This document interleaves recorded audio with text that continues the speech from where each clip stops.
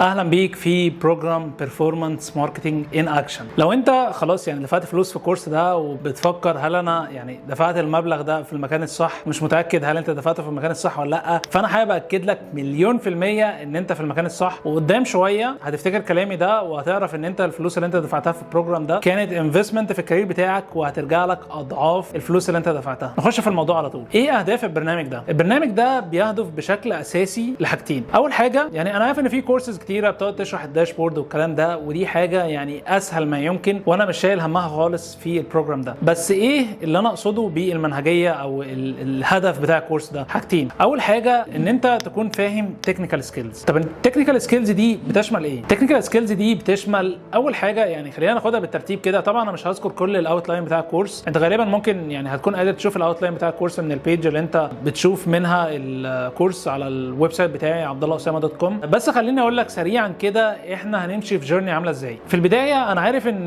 يعني في ناس كتير عامله كورسز في المجال ده بتركز على حتت مختلفه، وانا عارف الكلام ده لان انا خدت اغلب الكورسز اللي موجوده قدامك دلوقتي على الساحه سواء عربي او اجنبي. فانا كنت بلاحظ ان في زي جابس كده موجوده في الشرح. يعني مثلا تلاقي حد بيشرح الداشبورد كويس جدا بس مش شارح الحته بتاعت البيزكس اوف ماركتنج، تلاقي حد بيشرح ماركتنج كتير قوي بس مش بيديك تطبيق على الداشبوردز والكلام ده، تلاقي حد عامل الاثنين بس مش بيديك تطبيق عملي ان انت تطلع منه بالكورس عارف انت هتعمل ايه، تلاقي حد بيشرح كل ده بس مش بيعرفك النوليدج دي كلها انت هتوظفها ازاي لو انت عايز تلاقي وظيفه فول تايم او فريلانس. فالوضع هيمشي كالتالي يا جماعه في البروجرام ده. بدايه انا هبتدي ان انا همر على الحاجات الاساسيه اللي انت ما ينفعش تشتغل من غيرها كميديا باير، اللي هي البيزكس اوف ماركتنج. هيكون في زي شابتر كده او سيكشن بنتكلم فيه عن الحاجات اللي ليها علاقه بالماركتنج اللي انت لازم تكون فاهمها كميديا باير، اللي هي بالتالي هترفلكت على البيزنس اوبجكتيف اللي انت شغال معاه ايا كان البيزنس ده ايه. تمام؟ طيب اللي انا هقوله في الكورس ده يغني عن ان انت تذاكر ماركتنج او البيزكس اوف ماركتنج؟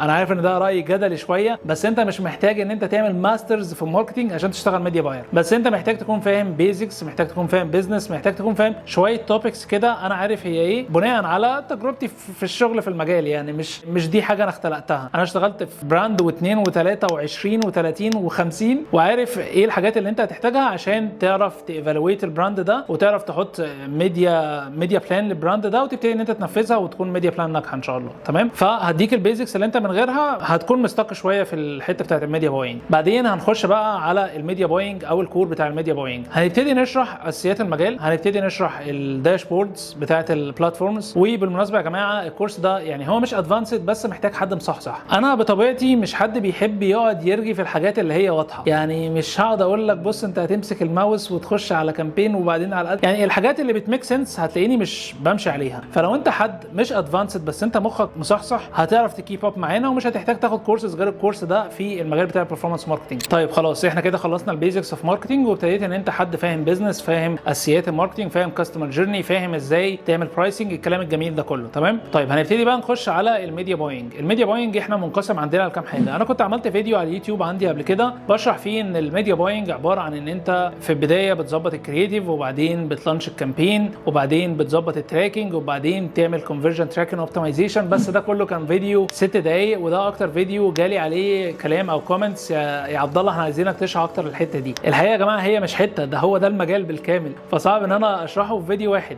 فانت هتلاقي فيه سيكشنز منقسمه اللي هو ازاي تستخدم المنصات الاعلانيه، ازاي تعمل الميديا بلان من قبل اصلا ما تبتدي تشتغل خالص، ازاي تستخدم الاي اي في ان انت تعمل ميديا بلان. بيجي لي كومنتس كتيره جدا على التيك توك هل يعني مجال الميديا باين خلاص الاي اي هياخده؟ ودايما بيكون ردي الشخص اللي عارف يستخدم التولز بتاعه الاي اي في ان هي تخدم مصالحه كميديا باير عمر ما الاي اي هيستبدله. فهتلاقيني في وسط الكورس كده بقول لك ازاي ايه التولز المعينه اللي انت المفروض تستخدمها في مجال الميديا باينج عشان تخليك اسرع وبتدي برودكشن كويس وبتقدم فاليو كويسه للكلاينت وسريعه، لان اي اي يعني سرعه بلس كواليتي. تمام؟ فهتلاقيني بشرح لك ازاي تعمل ميديا بلان، هتلاقيني بقول لك الداشبوردز ايه، طبعا التفاصيل بتاعه الميتريكس، الحاجات اللي انت المفروض تبص عليها لو انت بتانلايز الكامبين، لو انت في بلاتفورم مختلفه ايه كل تكنولوجي وايه افضل يعني تراكنج سيت اب لكل تكنولوجي انت المفروض تستخدمها. طيب انت خلاص عملت لانش للكامبين بتاعتك والتراكنج تمام وكل حاجه، ازاي تمونيتور البرفورمانس بتاعك، ازاي تعمل حاجه اسمها كونفرجن ريت اوبتمايزيشن اللي هو مثلا انت الار اس بتاعك 7 ازاي تعليه ل 10 و11 و12. الكلام ده كله هيكون بيشمل الحته بتاعه الميديا باينج. طيب احنا دلوقتي خلاص خلصنا الميديا باينج وانا بقى معايا نوليدج 100 100. وبالمناسبه هيكون في كل سيكشن كده هتلاقيني طالب منك تاسك معين في نهايه البروجرام هتلاقي التاسك ده جمع معاك زي كيس ستادي كده، بحيث لو انت حد لسه بيستارت في المجال يكون معاك حاجه او زي بورتفوليو، ميني بورتفوليو كده تكون عامله قادر تتكلم عنه لو انت بتابلاي على جونيور بوزيشن او حاجه زي كده. تمام، احنا دلوقتي خلصنا القصه دي كلها، هنبتدي ان احنا بقى نخش. طيب انا معايا النولج دي كلها، ومعايا البروجكت اللي انا عملته، ومعايا التولز اللي انت قلت لي عليها المفروض استخدمها عشان اكون ميديا باير سريع ومنجز وبيطلع كواليتي كويسه. هنبتدي ان احنا نستخدم النولج دي كلها بقى في ان احنا ازاي تلاقي شغل، لان في ناس عندها نولج قويه جدا بس انا بلاقيها مستقه في ان هي تلاقي فرص احسن. يعني مثلا ممكن ميديا باير، انا عارف ناس عندهم نفس الكايند اوف اكسبيرينس بتاعتي ومرتبهم مثلا ممكن يكون ربع مرتبي. فهي دي دلوقتي مش مشكله تكنيكال سكيلز، هي مشكله انت مش عارف تعمل بيرسونال براند لنفسك، مش عارف تعمل ماركتنج لنفسك. ودي حته انا هعرف افيدك فيها كويس جدا، لان اليوتيوب تشانل بتاعتي في وقت قصير جدا وصلت لاودينس عملاق. انا مش هكون بشرح لك ازاي تكون كونتنت كريتور، بس انا هشرح لك ازاي تكون انت حد تكنيكال ميديا باير بيرفورمانس ماركتر، ازاي تبتدي ان انت تسوق لنفسك ايا كان ايه نوع الشغل اللي انت هتشتغله. احنا اتفقنا في البدايه او في الفيديو اللي قبل ده انا كلمتك عن ان انا اشتغلت ريموت، اشتغلت فريلانس، اشتغلت مع كلاينتس، اشتغلت في ايجنسي. فانا هكون قادر اقول لك ان هو في كل حته انت محتاج تعمل ايه عشان تسكيور او ان انت تجيت هايرد في الحته اللي انت عايز تجيت هايرد فيها دي. تمام، فهنكون بنتكلم عن حاجات ليها علاقه بالسي في، البورتفوليو. طبعا انا في تمبلتس انا بستخدمها، والتمبلتس دي انا هديها لك، انا ما عنديش مشكله. الحاجات دي انا عادي، مش بحس ان هي سر حربي يعني. قشطه، هفضي الداتا بتاعتي وهديك البورتفوليو بتاعي اقول لك تستخدمه بالطريقه دي وتعرض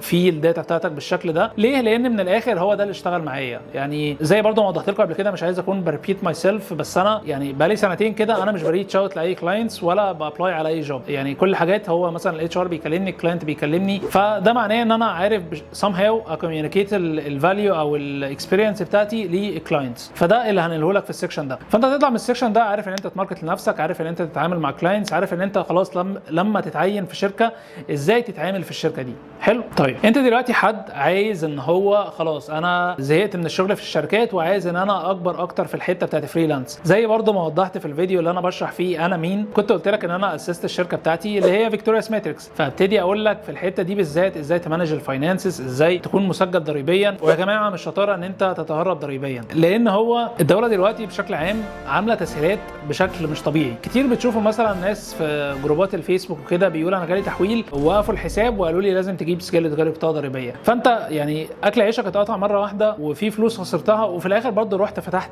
شركه. فانت من البدايه خالص امشي قانوني، هيكون شكلك محترم في بلدك، مش بتتهرب ولا حاجه، وفي نفس الوقت شكلك محترم وبروفيشنال قدام الكلاينتس، وده بيخليك تديماند سالاريز اكتر. فابتدي ان انا انقل لك الاكسبيرينس دي كلها، ازاي تفتح شركتك، ازاي ايه افضل شكل ضريبي ممكن تمشي بيه. طبعا انا مش محامي، انا حد عادي ماركتير، بس انا مشيت في السكه دي واتعاملت مع محاميين وكان في حاجات كويسه وحاجات وحشه. هبتدي اقول لك على ده وعلى ده بحيث تكون عارف انت هتعمل ايه بالظبط لو انت هتفتح الشركه بتاعتك. وكده انت خلاص يعني هيكون معاك ويل راوندد اكسبيرينس، معاك البيزكس اوف ماركتنج، معاك التكنيكال سكيلز، معاك الاي اي تولز اللي هتخليك ان انت مش هتستبدل. وبرده انا مش من النوع اللي هو بيدي سمكه، انت تلاقيني بديك السناره اللي هو مثلا تمام دلوقتي في 3 تولز مثلا عبد الله قال لي عليهم، بس ازاي اتابع التولز اللي بتنزل جديده، ازاي اطبق الحاجات اللي انا بشوفها اونلاين، ازاي اكتب برومبتس. فهتلاقيني بديك كده النو هاو او المايند سيت بتاعت الشخص اللي هو مش بيجيت ريبليسد باي ذا اي اي. فاهم قصدي؟ بقى معاك الحاجات دي كلها وبقى خلاص فهمت ازاي هتلاقي شغل،